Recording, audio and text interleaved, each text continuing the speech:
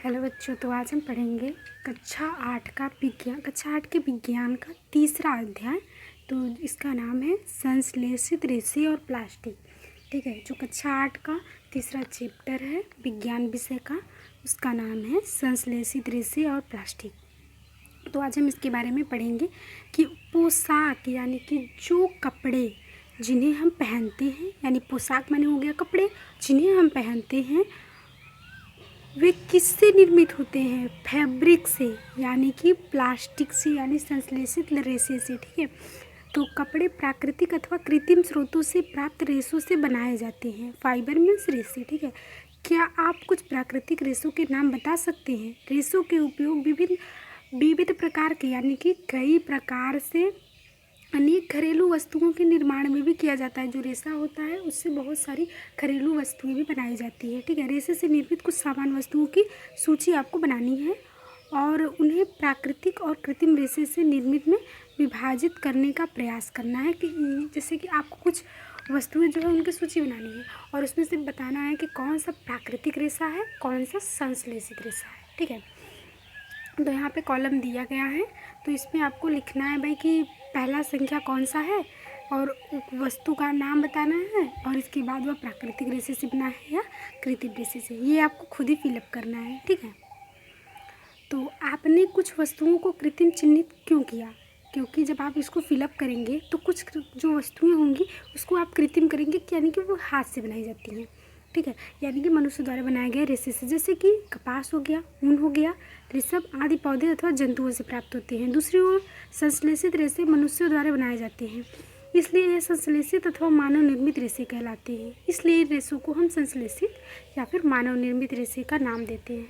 ठीक है, तो संश्लेषित रेशे क्या है? धागों से जुड़े मनकों के हार में पाए जाने वाली एक रूप बनावट को स्मरण कीजिए। ठीक है, धागों से जुड़ी मनकों के हार यानी कि मोतियों के हार को आप हार में पाए जाने वाली एक बनावट यानी कि डिजाइन को आपको स्मरण यानी कि याद करना है। ठीक है, चिन्ह 3.1 अथवा चिन्ह 3.1 बी के समान कुछ कागज क्लिपों को जोड़कर एक लंबी श्रृंखला बनाने का प्रयास कीजिए, जैसे कि ये है। ठीक है, तो कागज़ का क्लिप जोड़कर मन को यानी कि मोती और कागज़ का क्लिप जोड़कर ये बनाया गया है।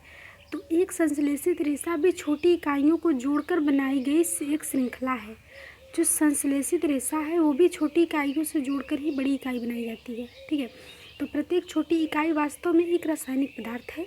इस प्रकार की अनेक छोटी इकाइयाँ मिलकर एक बड़ी एकल बनाते हैं, यानी कि बहुत बड़ा बनाते हैं, जो कि बहुलक यानी कि अंग्रेजी में इसको पॉलीमर कहते हैं। पॉलीमर शब्द ग्रीक भाषा के दो शब्दों से मिलकर बना है, जिसको पॉली तथा मर से मिलकर बना है। और पॉली का अर्थ है अनेक तथा मर का अर्थ है भाग, यानी कि अनेक भाग मिलकर एक भाग बनाना, जिसको पॉलीमर बोलते हैं।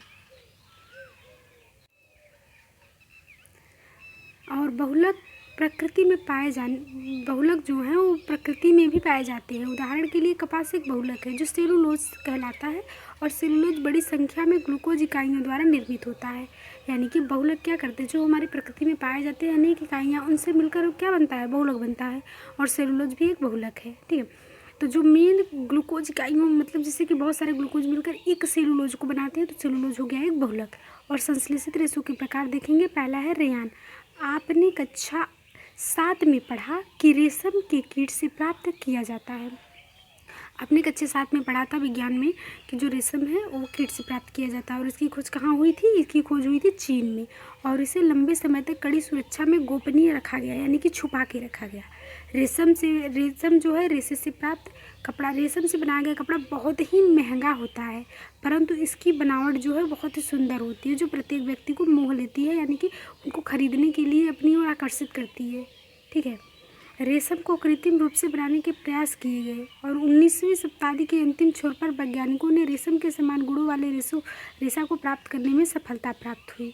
19वीं शताब्दी में रेशम के समान एक वैज्ञानिकों ने जो क्या किया, पाया।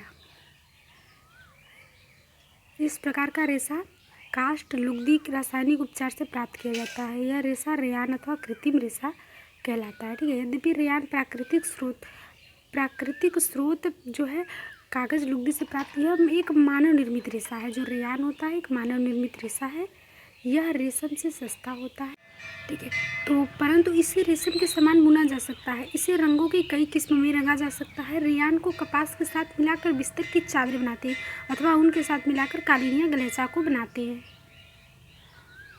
सॉरी, कहाँ गया, बहुत नीचे आ गए।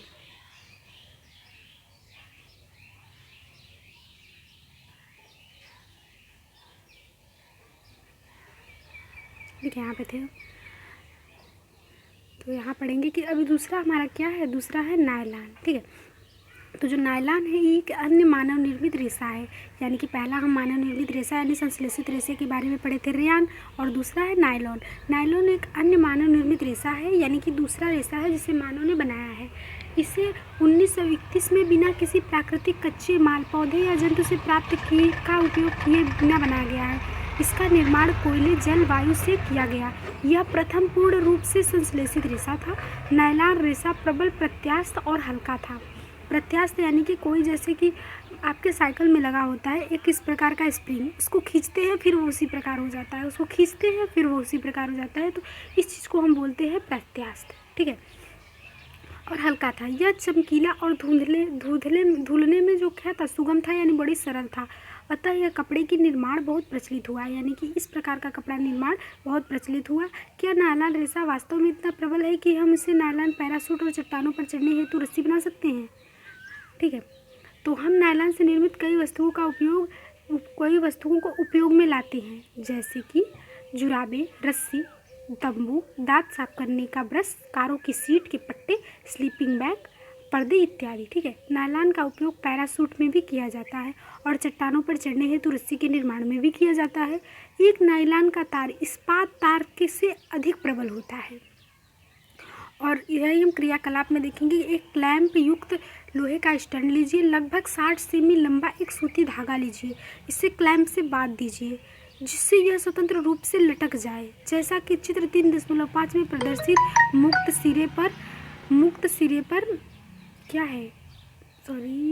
सिरे पर एक हुक लगा पलड़ा बांधना है आपको। ठीक है। जिसमें बाट रखे जा सकते हैं। बाट यानी कि किलो, जैसे कि तराजू होता है उसमें बाट रखे जाते हैं, 1 किलो का है, 50-100 ग्राम का है, ऐसे ना। तो पलड़े में एक एक करके बाट तब तक रखते चले जाइए जब तक कि धागा टूट न जाए। धागे को तोड़ने हेतु आवश्यक कुल भार को लिख लीजिए। यह भार रेशे की सामर्थ्य बताता है। इसी प्रक्रिया को ऊन, पॉलिस्टर, रेशम एवं नायलॉन के धागों के साथ दोहराना है आपको। सॉरी। और आंकड़ों को सारणी 3.2 की भांति सारणीबद्ध करिए। धागों को उनके बढ़ते सामर्थ्य के क्रम में व्यवस्थित करना है आपको।